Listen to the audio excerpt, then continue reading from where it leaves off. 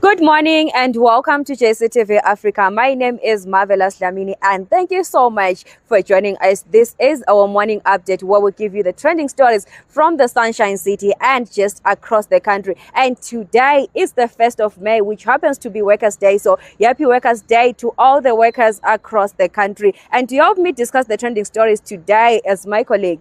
How are you? I'm okay. How are you doing? I'm doing okay. It's a Workers' Day. Yeah, happy Workers' Day too. Yeah, me too. I'm so excited.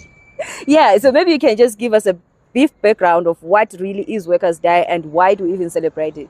Yeah, during the 19th century, there was this issue of long hours for workers, and in 1889, there was what happened in Chicago, whereby workers started protesting over the 8-hour long shifts, and then they threw a bomb, and there was chaos, and they were cracked down on these workers' representatives, and then it was officially recognized in the following year in France, and then in 1955 it was then officially recognized in the US, internationally recognized in 1904. So this has been the Workers' Day. Though it started way back during the time when there was too much capitalism with those bourgeoisie and all of that. But it is a day where workers celebrate them being recognized, and also they talk about their issues that are affecting them in their workplaces. So it is a day for workers to come around and look at the issues and look for how they can address them using the trade unions that are across the world. Okay, thank you so much for that explanation. I think most of us needed it so that we understand why do we even celebrate. I think it goes beyond just me being a worker and just being appreciated, but it also highlights the problems that maybe we are facing in workplaces or at a national level or something like that. So yes. Yeah, I think thank you for that explanation. And now we are going into our second story. And now we're going to check Bulawayo, the mayor of Bulawayo, that is David Coulthard. He's been trending of late since he got into office. Actually, there's been a lot being said about David Coulthard and the developments that he's making. And recently, David Coulthard is said to have walked out of the council's meeting after they proposed that they want to hold an arts festival that amounts to about $300,000 US. Yes. It raises a lot of concern about the intentions or the what is the motivation around those the councillors that are in Bulawayo. And not so long ago here in Harare, we also had a similar problem when Harare was struggling with cholera.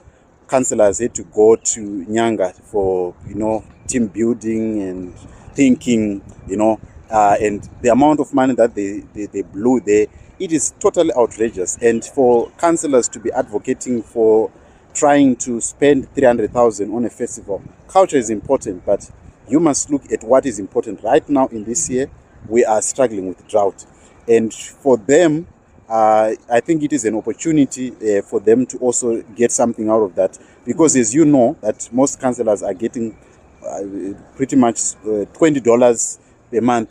And this creates a problem whereby people want to find somewhere where they can put their hands on the money that is on the council. So as much as we applaud David Coulthard for standing firm, but they must also be look at the remuneration of these office bearers, because as long as they are remunerated lowly, then you find that they will have to find ways of influencing the budget, because they have the hands on the cookie jar. So a good move by David Coulthard, but also there's also need for them to be looked at and how they get their wages there. Yeah, I think it's a brave move as well, because now looking at the fact that, when it comes to service delivery, Bulawayo is kind of like lacking when it comes to especially water and electricity and a lot of such things. Yeah. So especially the water problem, that's what people were talking about, to say we have got a lot of water shedding going on in Bulawayo, and you can't be talking about having this festival. So that's why a lot of people are now linking to say we can go for weeks in Bulawayo without water. So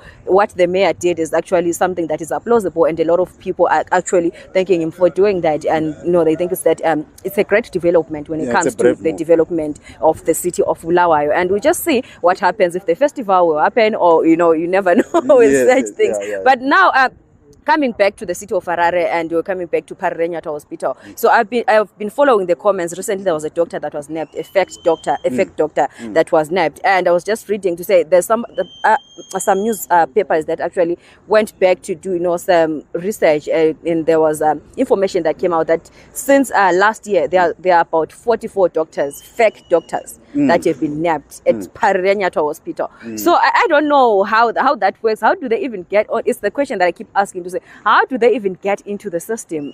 Yeah, definitely there could be a team of these people. That's my assumption, because you ask yourself the question that what is in it for them? The issue that is there is they could be taking medication and selling it on the black market, and that's why they become doctors, and they do these things. Or they could be stealing some of the medical supplies, these little medical supplies that are being supplied, and then they sell them on the parallel market. So definitely there is something in it for them, because there is no one who can just wake up and want to be a fake doctor unless they are getting something. To me, it defies all logic. There is someone who's benefiting, and from this, maybe we'll hear something more in the future. But definitely there is need to crack down on these doctors and find out what is in it for them. Because if somebody just wakes up and say, I want to be a doctor, a fake doctor to that extent, there must be something that they are gaining from that. So it is a cause for concern for us as the citizens. It reminds me of a movie where there was two doctors. They were twins actually. One was so they would swap, because when the other one is not around, the other twin would be, because they had the same face, So it reminds me of that series on TV, and we are living it now. Now it's becoming a reality. And I'm thinking that maybe there should be some security measures that are being taken, especially in all hospitals, because this is just Parirenyatwa that we're talking about. Maybe in other hospitals as well, we have got such people that are just there and they haven't been caught yet. So I'm thinking that maybe there should be some investigations that happen with all the hospitals, so that we make sure that the public is safe, because you never know what these people might end up doing. And we have patients there in the hospitals, they might end up robbing those patients because they are desperate and they really need the services, and someone can just come up to you and be like, oh, you need a kidney, so I can facilitate the process for you, just give me such and such amount. And such things are bound to happen when you've got such people parading as doctors in hospitals. And it also tells you that these people, they know the system, because for you to get into a system, you can't get into a system that you have not studied. So they must have studied the system, or they know somebody inside the system who can tell them, who be giving them tips. This is how you do this and do this. So they could be working with other team of doctors. Who knows? Yeah, and then now getting into our last story, I'm sure you're familiar with the Zimbabwe Media Commission, the ones that is responsible for accrediting media personnel, journalists and everything. And now the cabinet has approved that there should be another council, that is Zimbabwe Media Council, that is also, he has similar responsibilities. And people are kind of like trying to explore the two councils to see the difference between them, and they're saying, isn't this like a duplication of the same system where we have got two probably councils doing the same job? Yeah, very concerning, but I understand the line of thought that brought this, having learned about the what we know as the regulatory council of journalists. We have a self-regulation which consists of the likes of MISA and VMCZ, which regulates journalists. They can talk, because on issues when somebody break ethics of journalism, they can sit them down and they can have a conversation. But also to point to note that there were people who were just badging up as journalists, and they are actually making the profession to be a joke, and that is what they are trying to safeguard. Because in every profession there is a council that safeguards to make sure that professionals, they can be brought and be told, okay, or they can people, if there is any errors or something, they can be corrected. So this is normally this is actually looking into that to make sure that journalists can operate ethically, and if there are issues, they can or conflicts, they can be resolved. We have seen this in South Africa. There is SANEF, and there are other organizations that regulate journalists. So this is meant to do that, to make sure that if there are issues, people can be regulated and this can be resolved.